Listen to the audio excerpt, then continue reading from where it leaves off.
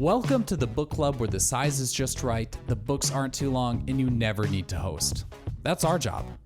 We bring best-selling and award-winning writers of every genre to Twin Cities metro area libraries to share their stories, discuss their work, and answer those burning questions you've always wanted to ask your favorite authors. This is a book club where we don't have to argue about what the author meant. They can tell us. The book club that doesn't require a clean house or wine and cheese. And in this book club, if you haven't read the book, it's all right. Although, we hope you'll be inspired to pick it up next time you're in the library. I'm your host, Slade Kemet, and you can consider the book club rewritten, because this is Club Book.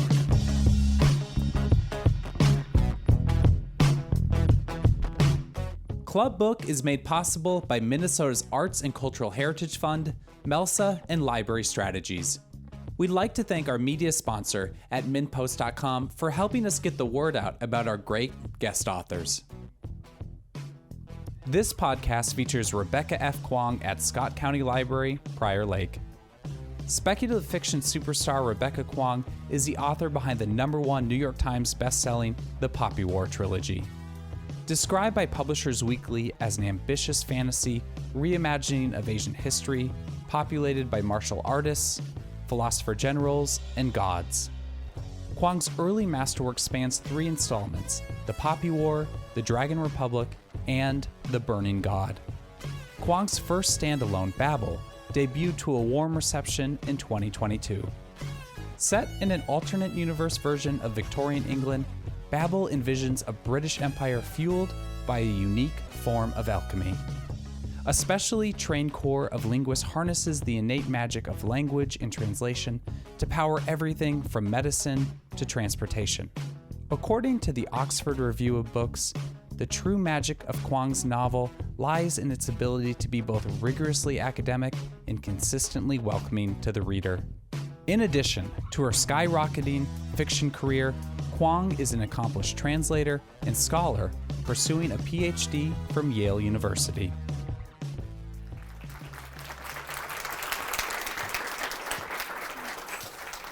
I'm so happy to be here, especially because my last memory of flying through Minneapolis was with my high school debate team, and I remember getting very nauseous at the rides at Mall of America, so it's nice to come back and experience this place as an adult. So the academic semester has just ended, which means that there are a lot of term papers that I haven't finished writing, and even more term papers I haven't finished grading. I claimed that I was going to grade in my hotel room this afternoon, and I just read The Age of Innocence instead and took a nap. So, but I think it is always worth packing my bags and hopping on a flight across the country to talk about literature with people. So typically what I do at these things is chat a little bit about the themes in the Poppy War trilogy or in Babel, which are my previous books, but so if you're new to my work, then just know that that means I spend a lot of time talking about war and colonialism and imperialism and Chinese history and family trauma. But I have a new book coming out in just 2 weeks now, and I haven't gotten to talk very much about it in public yet, so I'm very excited to do that here. Yellowface is kind of my gremlin of a pandemic novel. I always joke that you can tell when a book is somebody's pandemic novel. There's just something about it. All the books coming out in late 2022, early 23, I'm like side-eyeing because I know like the author was depressed and alone and isolated when they wrote that, and there's this like chaotic energy about pandemic novels, I think. But so Yellowface is also a very big departure from my previous work.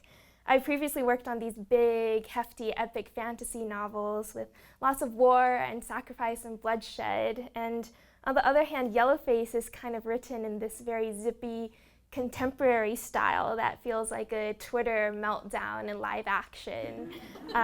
So it feels very different, but I promise you that it's just as vicious. And I'll tell you the pitch for it very quickly. It's a satire of the publishing industry disguised as a psychological thriller.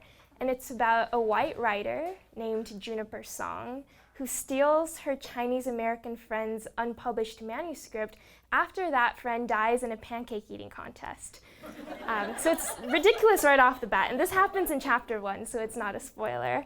But then Juniper proceeds to publish this novel, which is about Chinese laborers on the front during World War I, and she publishes it under her own name, all the while pretending to be vaguely ethnic when she's just very white.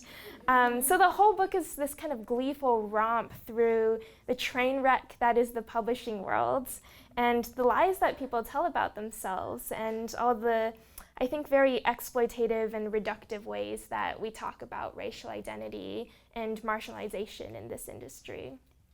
So it's kind of an absurd book about an absurd industry, and I had too much fun writing it. And I'd love to chat with you all a bit about how I came to the narrative voice of Yellowface and why I wrote it in the style that I did. Because I really love to do this thing called genre hopping. I get bored easily, and especially after making the mistake of signing on for a 3-book trilogy for my debut novel, being forced to work in the same world with the same characters echoing in my head. Characters I came up with when I was a teenager. I was still writing when I was 24. And when you're 24, you think everything you did when you were 19 is stupid. So once I'd wrapped up the popular trilogy, I thought, never again. Every new project has to be its own unique challenge, its own set of technical tricks. So every time I write in a new genre, I do a lot of reading around in that genre. I call this vocal training. So I binge read the major works, and I soak in all the common tropes and plot twists and just try to absorb the rhythm and the flow of the sentences of that style. So these days I'm thinking a lot about the voice of the contemporary psychological thriller. And by this I mean the voice of the narrator in books like Gillian Flynn's Gone Girl, Paula Hawkins's The Girl on the Train, etc.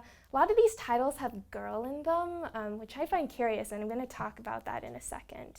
But what I found is that there's this particular female voice that narrates a lot of these thrillers, and she almost always speaks in the present tense, and she's very descriptive, and she has such an eye for the minute details of people's lives and what it says about them. So she really wants to point out to you, like the lukewarm tray of carrots and broccoli at a house party, the casserole dishes foisted upon you in the Midwest. She's always noticing whether people's clothes don't fit right, what Starbucks order they have, if people are smokers, if they're just trying to get drunk at a party. And she's quippy, she's condescending, and she's remarkably mean. That's the main thing. I think she's just so addictive to listen to because every sentence she utters just drips with this scathing irreverence for the people around her. This voice is so compelling that very often, actually, you'll find that in the film adaptation of these thrillers, the director usually just has the female lead read lines from the book version out loud as voiceover exposition. So this is kind of the technique in the new Mila Kunis movie. I think this is one of the things that makes the movie version of Gone Girl so good. We are just getting the most electric lines from the original novel. And although the speaker of this voice is, I think, not somebody we would ever want to hang out with or certainly not ever to become, we find that we can't stop listening to her. So I've been meditating on what it is about this voice and why are we so drawn to it. So I'm going to read you a little excerpt now from Yellowface so you can see what I'm talking about. And these are some scenes from the first chapter. The night I watch Athena Liu die, we're celebrating her TV deal with Netflix. Off the bat, for this story to make sense, you should know 2 things about Athena. First, she has everything. A multi-book deal straight out of college, an MFA from the one writing workshop everyone's heard of, a resume of prestigious artist residencies, and a history of awards and nominations longer than my grocery list. She's published 3 novels, each one a successfully bigger hit. For Athena, the Netflix deal was not a life-changing event, just another feather in her cap, one of the side perks of the road to literary stardom she's been hurtling down since graduation. Second, perhaps with a consequence of the first, she has almost no friends. Writers our age, young, ambitious, up-and-comers just this side of 30, tend to run in packs. You'll find evidence of cliques all over social media, writers gushing over excerpts of one another's unpublished manuscripts, losing my head over this work in progress, squealing over cover reveals, "This is so gorgeous, I will die," and posting selfies of group hangs at literary meetups across the globe. But Athena's Instagram photos feature no one else. She regularly tweets career updates and quirky jokes to her 70,000 followers, but she rarely ats other people. She doesn't name drop, doesn't blurb or recommend her colleagues' books, and doesn't publicly rub shoulders in that ostentatious, desperate way early career writers do. In the entire time I've known her, I've never heard her reference any close friends but me. I used to think that she was simply aloof. Athena is so stupidly, ridiculously successful that it makes sense she wouldn't want to mingle with mere mortals. Athena presumably chats exclusively with blue check holders and fellow best-selling authors who can entertain her with their rarefied observations on modern society.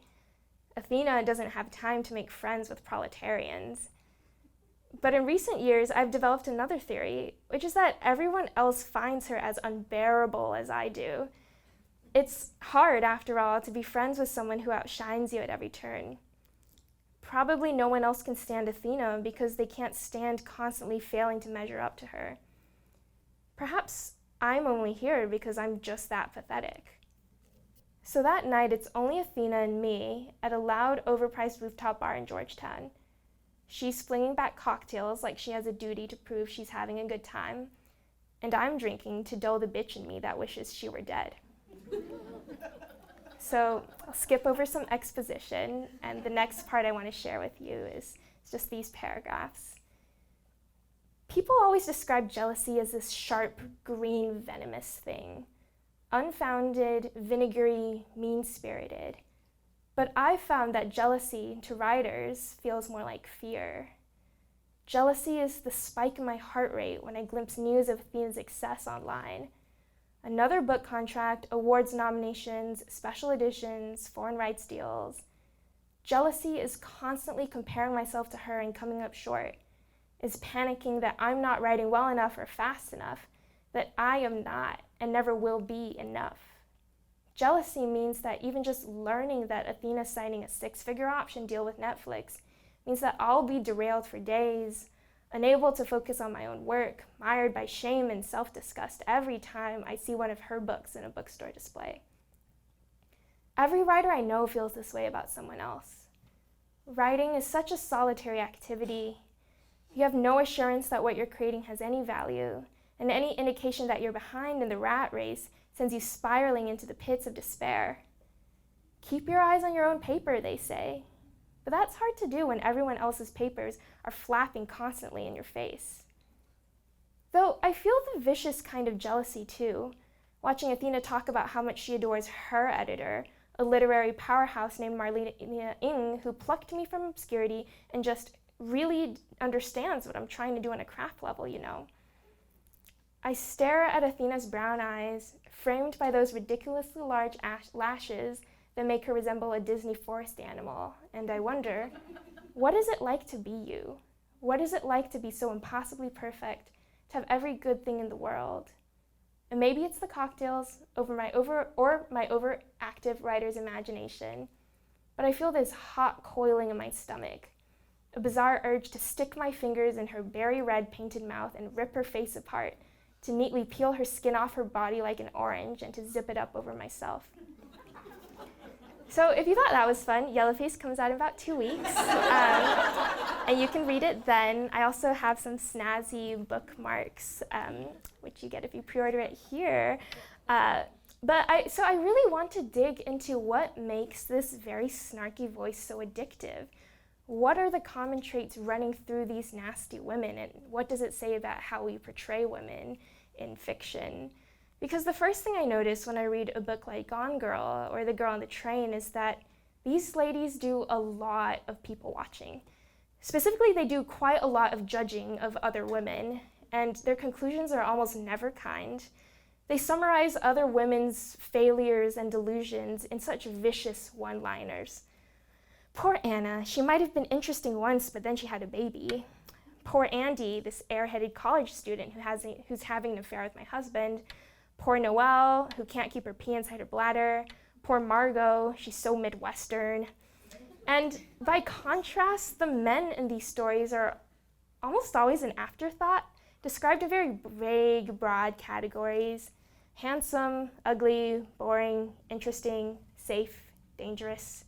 But it's always the women who are scrutinized in full, with all of their flaws, real and speculative, laid out deliciously before us like a buffet of schadenfreude. And these narrators don't just observe and criticize. They also do a lot of speculating and imagining the lives of their rivals. They scroll through their Instagrams and they imagine their Pilates regimen, their juice cleanses, their yoga workouts, their sugar-free yogurt, their night out with friends. How happy they must be, how skinny, how bright their laughter as they canoodle the men they have stolen from our narrator. And oftentimes these daydreams turn quite violent. The main character of The Girl on the Train informs us, during a daydream, I grab her from behind, I wind my hand into her long blonde hair, I jerk her head backwards, I pull her to the floor, and I smash her head against the cool blue tiles. And often these daydreams in this genre really just descend into fantasies of literally ripping other women apart. Now, I think part of what makes reading these fantasies fun must be just drinking in the mean girl vibes. And I think that's okay to admit. We all love gossip, and we all get a certain thrill from sitting around the lunch table whispering about other people's lives. And I think there's also this beautiful creativity that only the drunk, nasty friend at the bar is capable of. We always come up with the most hilarious insults, and it's fun to laugh at the bar, even if we get a moral hangover the next day. And I think sometimes we just like the imperfect narrator. We spend so much time bottling up our feelings that it's refreshing to sit in the head of someone who is simply not nice and is not pretending to be nice.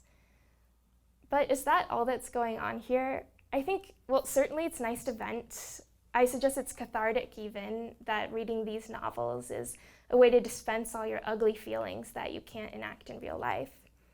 But I think it's also easy to succumb to a pretty misogynistic reading of these texts. Because I think it would be sad if this were the only way that women could be three-dimensional.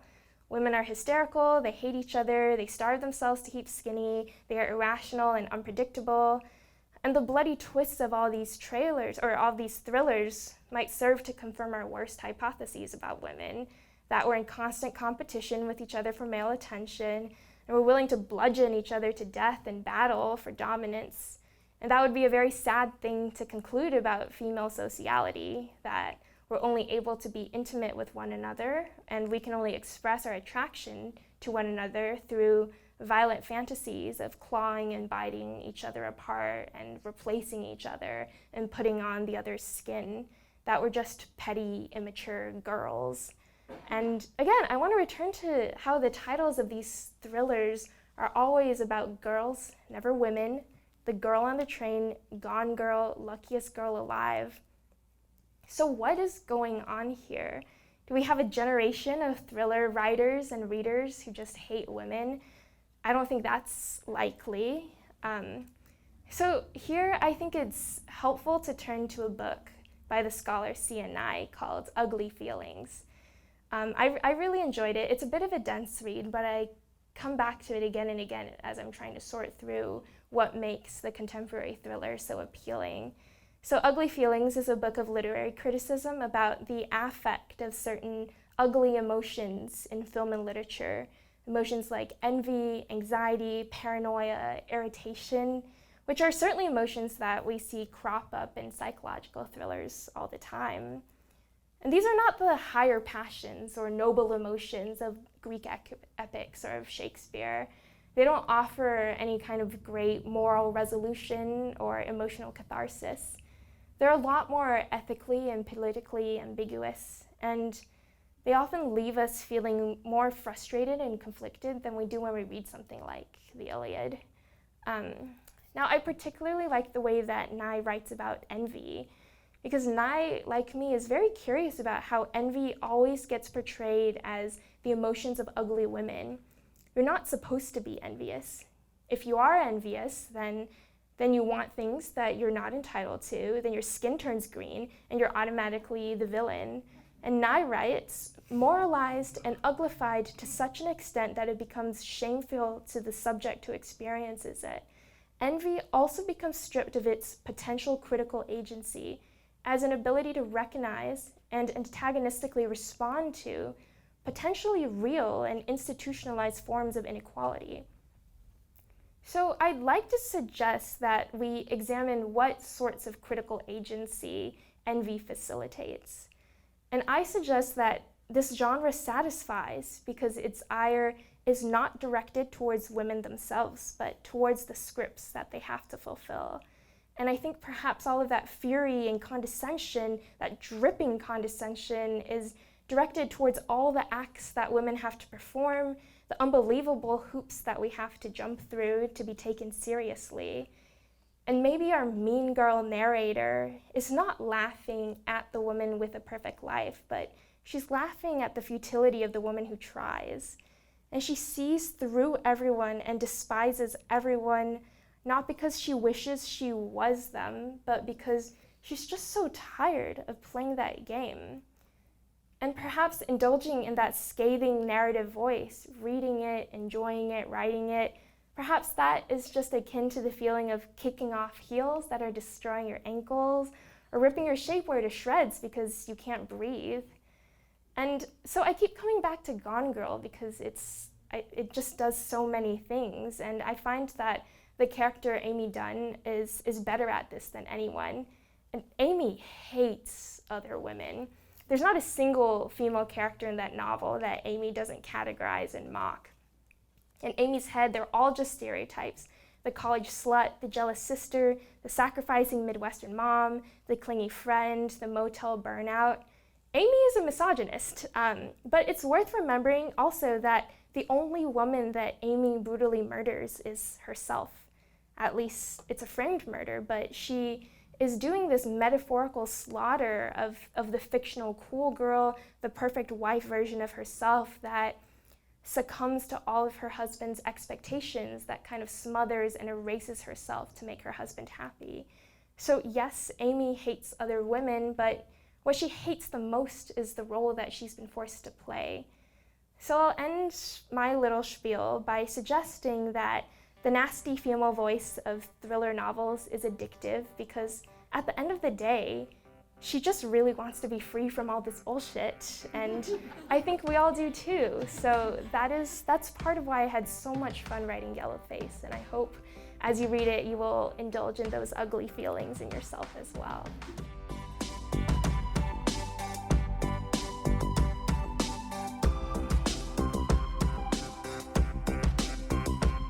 With that, we have reached the part of our podcast where we turn to our club book audience for questions and comments for Rebecca Kuang and her work. In this book club, we like to encourage members and authors to connect and engage and help bridge the gap between the page you read and the process it took to write it. Our first question of the night comes from an audience member wondering about the inspiration behind the character's name of Athena.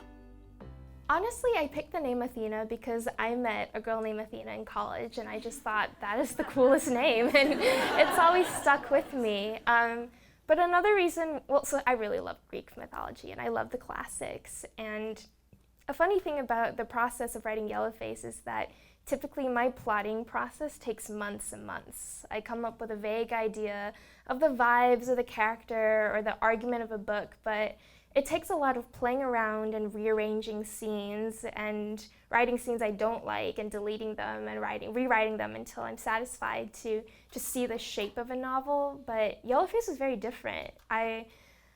So it was early 2021, so I was doing like a pathetic little workout in my office one morning. using this like YouTube Pilates video, and then just all of a sudden the entire plot, beat for beat, kind of drop into my head all at once, so that by the end of the workout I knew exactly what the next novel was going to be, how it started, how it ended, the climax and how they're resolved. And part of the mythology of Athena is that she's never a child. She kind of just springs fully grown, fully developed from the skull of her father Zeus. So that's my little Greek mythology joke, that this novel was my Athena. This audience member asked what Kuang thinks of her novel sometimes being categorized as a thriller. I mostly think genre labels are kind of silly. They're a way to organize your bookstore and your library, and it's almost never a clean mapping onto actual story forms. For instance, there was this news piece that ran a few weeks ago about Yellowface calling it my literary debut, and I was so confused by this because I thought, having written 4 other novels, it means you're no longer a literary debut. So there's also this big divide between science fiction and fantasy and literary fiction as well. Because if you're writing things with magic and dragons and big epic speculative elements, then I think there is still this assumption that that's not proper prestigious storytelling, that people are only reading it for the cool stuff, but not for the literary value of the work. And I think that bias has persisted, so that literary fiction and science fiction and fantasies are stocked in different sections of the bookstore. And it makes it possible to claim that this is my literary fiction thriller, although I think that's ridiculous, because as somebody who does spend so much time jumping in between genres and trying all different voices and styles, I think storytelling just is storytelling. And I think it's a bit messy to slap on these labels. And I agree with you that oftentimes these labels are coming from a place of wanting to put authors into boxes. So part of the inability to consider BIPOC writers as thriller writers or mystery writers or anybody other than literary fiction is that literary fiction is the niche where you talk about racial trauma. And it's like, wow, literary fiction by a Black writer, they're talking about how hard it is to be Black, right? Not about the plot of the novel, which might just be a run-of-the-mill psychological thriller like you said. And I think people are trying to put Yellowface in a box of, this is about Asian racial trauma, and it's about whiteness in publishing, and that's all it is. It's not an entertaining story in its own right, because, Yellowface is about race. It's also about a lot of other things. It's mostly about a very damaging relationship between 2 friends, and how toxic that is, and how their rivalry and mutual jealousy and distrust have kind of destroyed them. And I think that this is a universal story that resists this kind of pigeonholing, but I am also frustrated by this move to just sideline my work as, this is work by a BIPOC writer and it's just about racial trauma and it's not about anything else. This question is what inspired Rebecca Kuang to become a writer. I love that question because it assumes there's like this Hollywood film version of like a singular moment, like Steven Spielberg going to the movies and like seeing something on the big screen and being like, I'm gonna be a filmmaker. But the honest answer is a lot more boring than that. And it's just that I've always loved reading, and I think because my family immigrated to the US when I was young and English was my second language, a lot of my life, my imagination, my access into English was through reading novels voraciously. I was reading as a way to learn new words, and part of what happens when you're speaking mostly a non-English language at home but reading in English all the time is that you mispronounce everything. So I would go to elementary school and we'd read aloud from our reading comprehension textbooks, and I remember in 4th grade we came across the word debris, and my classmate pronounced it debris, and I was like, that's ridiculous, it's debris, don't you see the S? And this has happened to me throughout my life, but so it's a complicated, negotiated relationship with English, but it's also, the act of reading and telling stories and articulating myself in English that gave me power and confidence to find my voice. For a lot of elementary school, I actually had a speech impediment. Hopefully you can't tell now, but I had this problem where I would speak but no sound would come out. And they were very confused by this because they did take me to a speech therapist, and she was asking me to pronounce all sorts of things, and my mouth was making all the right shapes, but I was just so terrified of not getting English right that I wouldn't vocalize anything.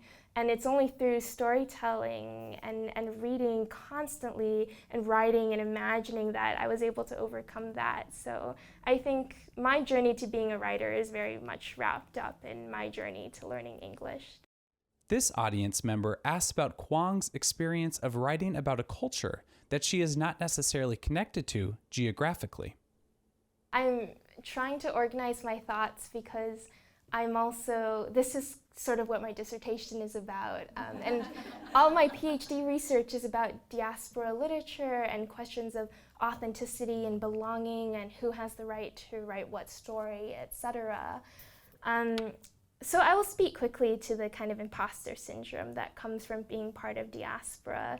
There's this kind of weird paradox that I think a lot of diaspora writers are forced into, in that, we're not properly white, we'll never be considered just everyday storytellers. We're always read in a very overtly racialized way. And I've seen in-house marketing documents from my publisher about myself. I don't know if I was supposed to see them, but there was this document that had, the top 5 most appealing traits about me. That was supposed to be circulated within marketing and publicity to figure out how to talk about me, how to represent me to booksellers. And the very first one is she's Chinese American. And sometimes I think this is the least interesting thing about me. I'm obviously very proud of being Chinese American, but I also, there are so many other sides of me that can't be boiled down to she's an immigrant.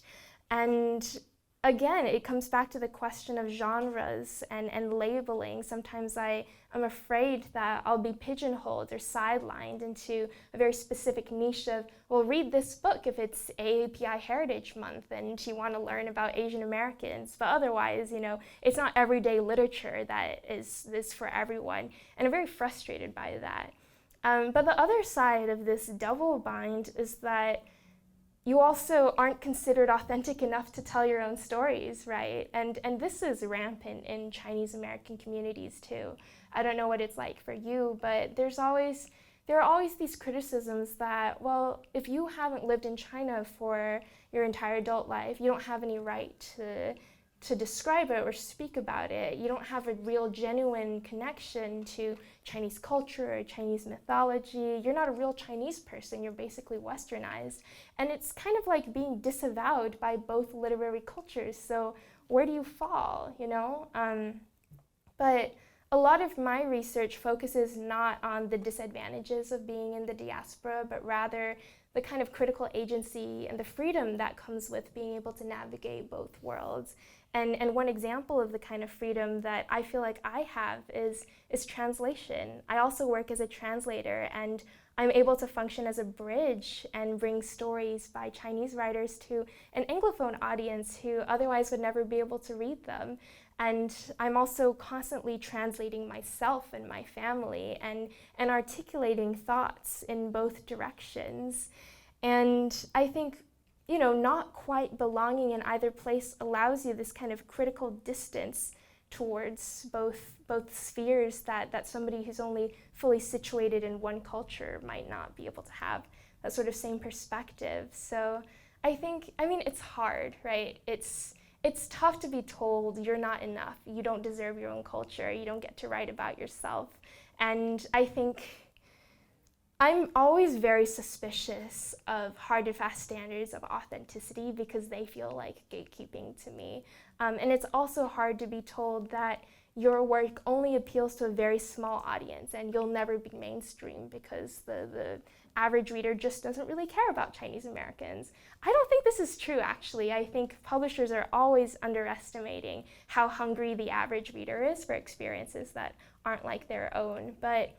And in acknowledging this difficulty, you also have to find the particular advantages, right? You're able to tell stories that nobody else can. So lean into that and don't give up. This question asker wonders if Rebecca Kuang's life has changed after becoming a successful writer.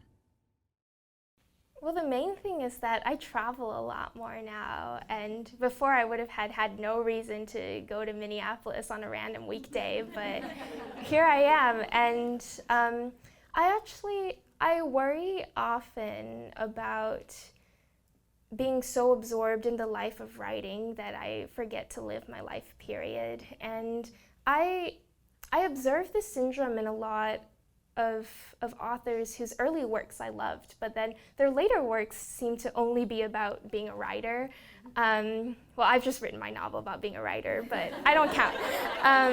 But I think, the life of being an author and traveling all the time and talking about books is so specific, and it can be isolating. And so in the recent year, and the last year is really when things got kind of wild for me. Babel kind of took off in a way that was unprecedented for me. And I felt like I was living in this new, I was doing all these things that I had never expected for myself. And I kept coming back to the question of how do I stay grounded and how do I keep participating in the kind of social life that lets me meet people and learn stories and learn from hardship and absorb influence from everything going around me in a way that I was before my books really took off. So there are two ways I deal with that. And the first is I really try to keep my academic and my writing life separate. So when I'm in the classroom, I don't talk about my work. I don't,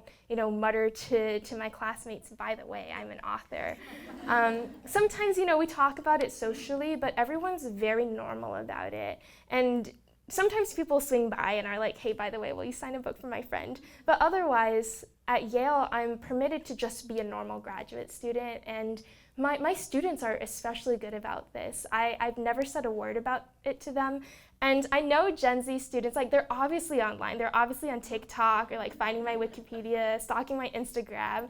But if they are, none of them have ever mentioned it, and we're able to get through the discussion section just focusing on the material. And I think that's been very healthy for keeping me grounded. And the other thing is to remember that other people will always be my best source of story material. And I really wish I could remember which author articulated it this way, but because I think it's perfect writing advice, but I saw it once and I just completely forgot the name. But I really try to stand by the principle that your ability as a storyteller only goes as far as your understanding of other people.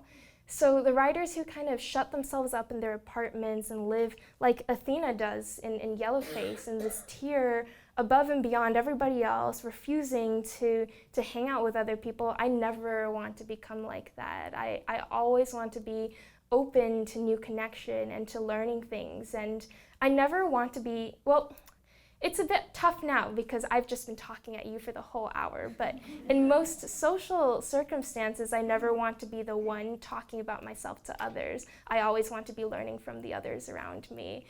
So I know your question was, how has my life changed? But my answer is, really, I'm trying very hard to keep it the same so that I can keep producing the kind of work I have been. Our next question is about the inspiration behind the magic world Kuang created in her novel, Babel. Okay, if you haven't read Babel yet, here's how the magic system works. There's something called silver working, and you take a silver bar and you inscribe a word or phrase in one language on one side and a corresponding word or phrase in another language on the other side. And since anybody who is bilingual or has worked in translation knows, there's just no perfect one-to-one correlation between any two languages. No matter how close they are, there's always something warped, something lost in translation, something that doesn't quite feel right. Those bars take that loss and manifest them as a magical effect.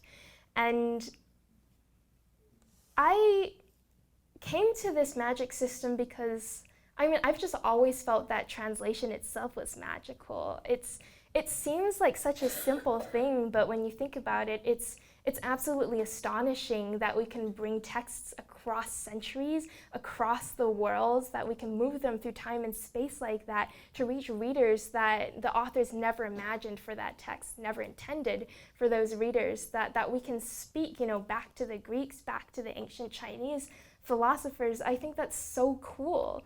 And I started working professionally as a translator the year before I started drafting Babel, and I'd kind of been self-translating all my life between English and Chinese, but it wasn't until I was thinking really hard about how to capture the magical effect of a science fiction short story to an Anglophone audience, knowing that I was going to have to change so much about the metaphors and the frames of reference and the allusions, etc. I mean, you think it's easy, but for example, a lot of Romance languages are gendered, and English is not in the same way, and this has important implications for connotations of words and scenes. A lot of Romance languages have different words for various forms of you, depending on levels of intimacy, and I had to have a conversation with my French translator about at exactly what point in the text our four main characters switch from tu to vous, or from vous to tu, because they've decided that they love each other and they're going to be close friends, and that's not a conscious choice I had to make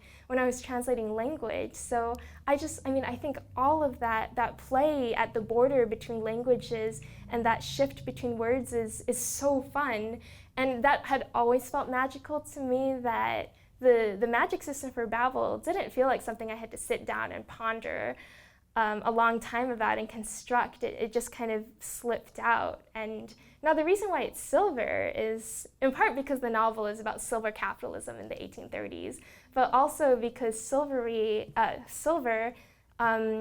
was smelted with mercury, and mercury is the Roman name for Hermes, and Hermes is the god of travelers and translation and messengers. So it all fits together so nicely that it feels less like something I came up with and more like something that was already there and I just discovered and wrote about. This question is if Rebecca Kuang ever feels like she is tokenized as an author. I think the fear of being a token is never really going to leave me. I think ever since I got started in the industry, I've had people say to me so often that it became internalized and became this recurring anxiety in my head that the only reason why I'm published is to be the token Chinese American author on the list, and that the only thing that's interesting about me, the only reason that people read me is because I'm not white and I'm an interesting exotic minority, whatever. And I know that's not true, but after years of hearing stuff like this, it kind of grips you from the inside. And part of the reason why I wrote Yellowface is because when I can't get a ghost to stop bothering me, I just have to trap it on the page. So that's kind of the voice of June, the narrator. That's how she thinks about other people in publishing. June is precisely the girl who would remark snidely to me at a publishing lunch that, oh, well, I'm sure they needed a big Chinese American novel this year.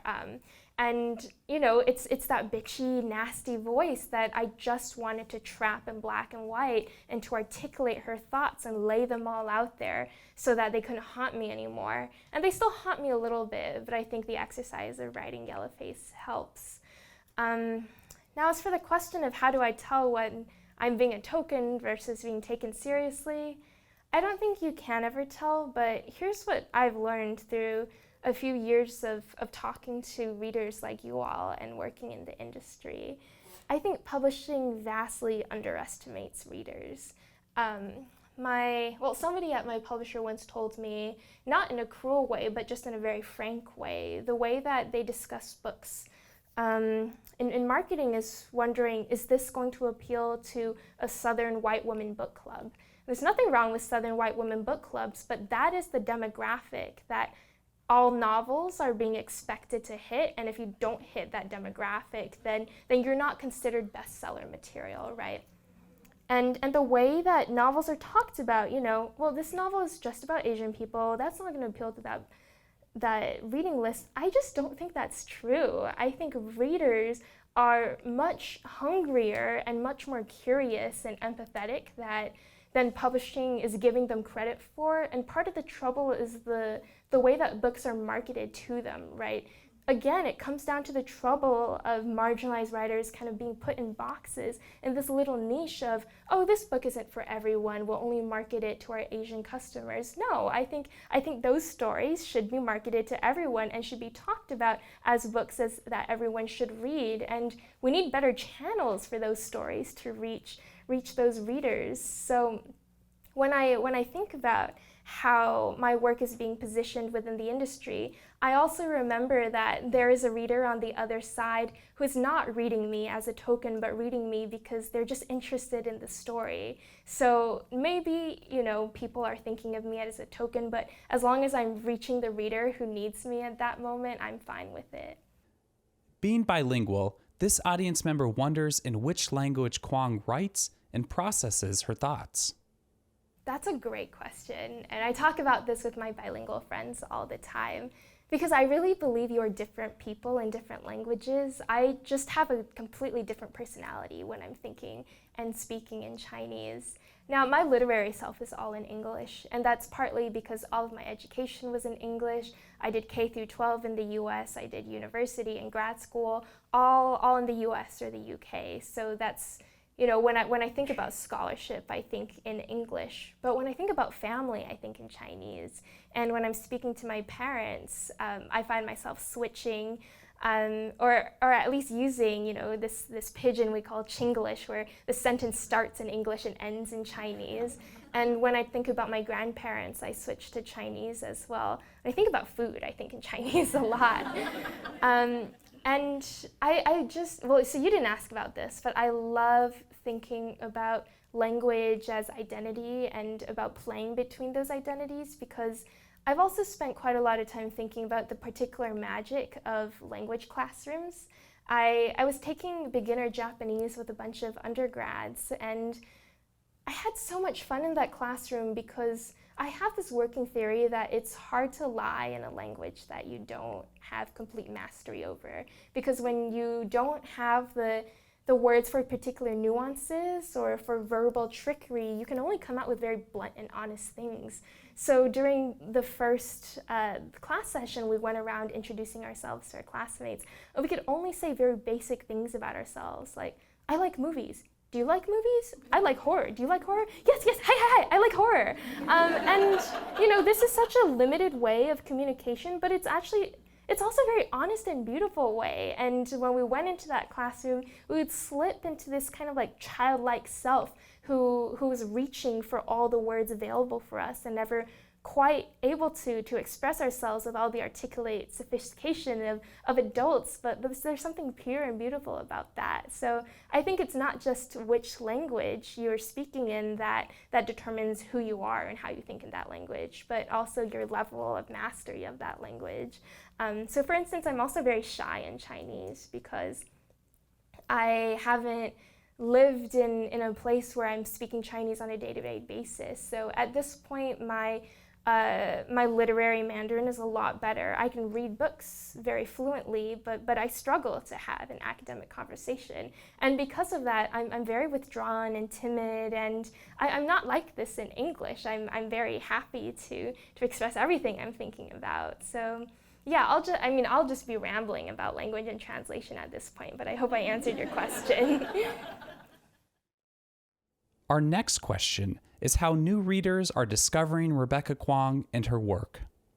Yeah, well, so I try not to look at Book Talk or Bookstagram because I feel pretty firmly that should be a reader's space, and I think it's quite cringe actually when publishers or authors try to get too involved. There was the period where publishers were actively encouraging authors, get on TikTok, make TikToks every day, that's how you'll connect to a new audience. So they're definitely feeling that on the industry side. Certainly Book Talk is this big publicity platform, but what you then had was crusty older people like me who I don't even have the TikTok app on my phone because I find it such a, I'll just be looking at cat videos for hours and hours if I have the app. So it's I need this for self-control.